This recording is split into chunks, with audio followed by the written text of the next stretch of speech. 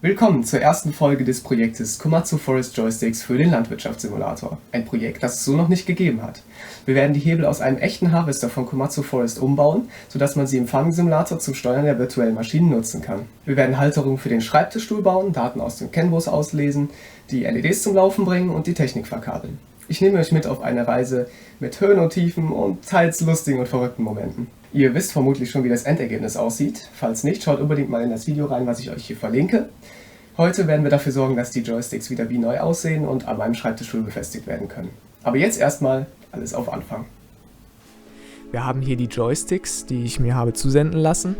Die wurden aus einem Komatsu 931 XC Baujahr 2019 ausgebaut und sind noch etwas verschmutzt. Also habe ich damit begonnen, die Hebel von Grund auf zu reinigen. Alles in allem sind die Geräte mit ihren knapp 3000 Betriebsstunden aber in einem Top-Zustand.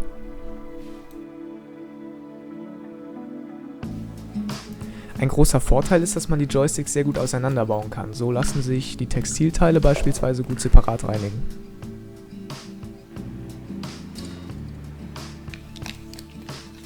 Auch die Holzverkleidungen kann man abnehmen und so in das Innere schauen.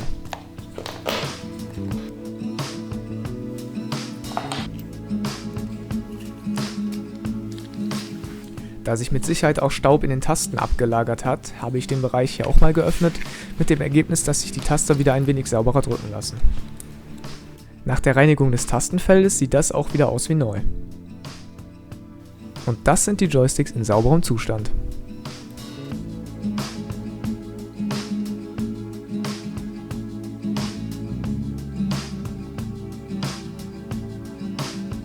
Dieses Teil ist für die Lenkung zuständig und wird nachher hier befestigt.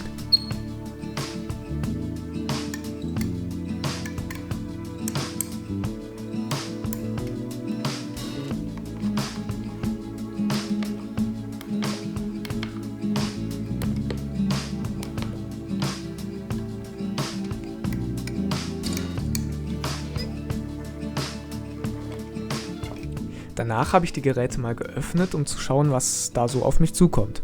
Ich war ein wenig überrascht von der Komplexität der Elektronik. Die Kabel von den einzelnen Komponenten kommen hier auf der Platine zusammen, wo auch der CAN-Bus-Controller platziert ist. Mehr dazu später.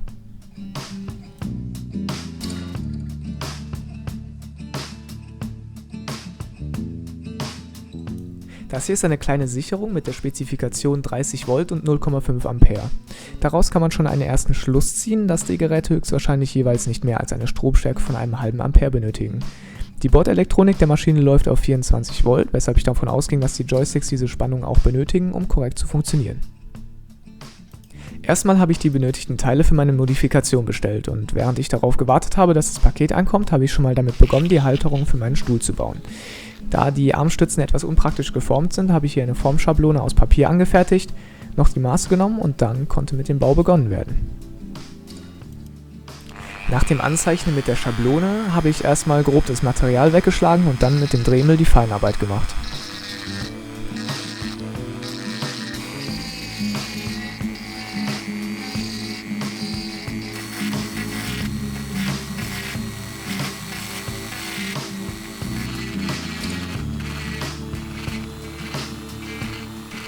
Es mussten Löcher für die Befestigung der Joysticks gebohrt werden, die dienten mir dabei auch als Referenz. Da die Wippe fürs Lenken ziemlich hoch ist, wollte ich die zu einem gewissen Teil in der Halterung versenken. Dazu habe ich hier ein wenig Material abgetragen. Jetzt mussten die Armlehnen ein wenig modifiziert werden. Ich lieber ein paar Mal mehr nachmessen, bevor ich irgendwo falsch reinbohre.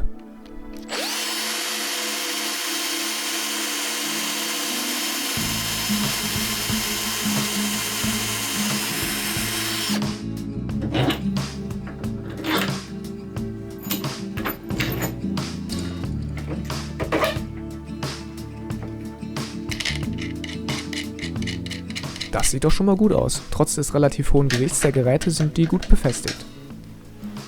Ich habe mich dafür entschieden, die Halterungen schwarz anzustreichen, weil die Farbe gut zu den Armstützen und den Joysticks passt und die Halterungen dadurch etwas professioneller wirken als mit dem blanken Holz.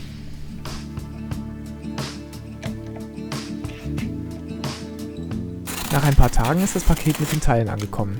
Wir haben hier als Herzstück vorerst den Arduino Uno R4 Minima, Wieso vorerst? Naja, dazu bald mehr. Dieser Micro-USB zu USB-A-Adapter ist für das Touchpad. Dieses besitzt nämlich einen separaten Micro-USB-Ausgang und kann so einfach an den PC angeschlossen werden.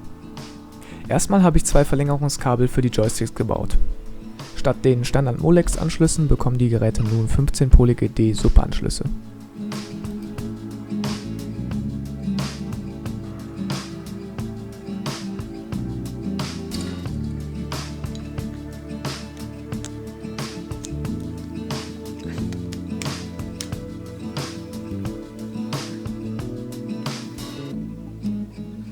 Nachher habe ich alle Adern durchgemessen, um sicherzustellen, dass alles korrekt verlötet ist.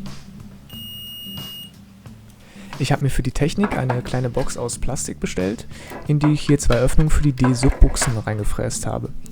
Hier wird nachher die USB-Buchse eingebaut. War relativ schwierig, die Öffnung passend zu fräsen. Die sieht auch etwas unschön aus, aber nach dem Einbau der Buchse sieht man davon nichts mehr. Dieser Schalter wird später dafür da sein, 2 Modi umzuschalten. Denn die Joysticks sollen doppelt belegbar sein, sodass man zum Beispiel den rechten sowohl zur Kransteuerung als auch als Fahrhebel verwenden kann. In das Loch daneben wird eine zweifarbige LED eingelassen, die den aktuellen Modus anzeigt. 4 kleine Füße aus Gummi verhindern, dass der Kasten verrutscht oder an der Unterseite verkratzt.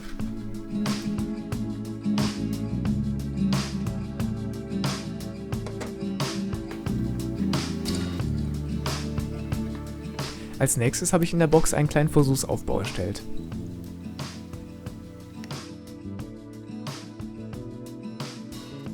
Was der tut und ob alles so funktioniert, wie es sollte, seht ihr in der nächsten Folge. Vielen Dank fürs Zuschauen, liken, teilen, kommentieren und bis dann.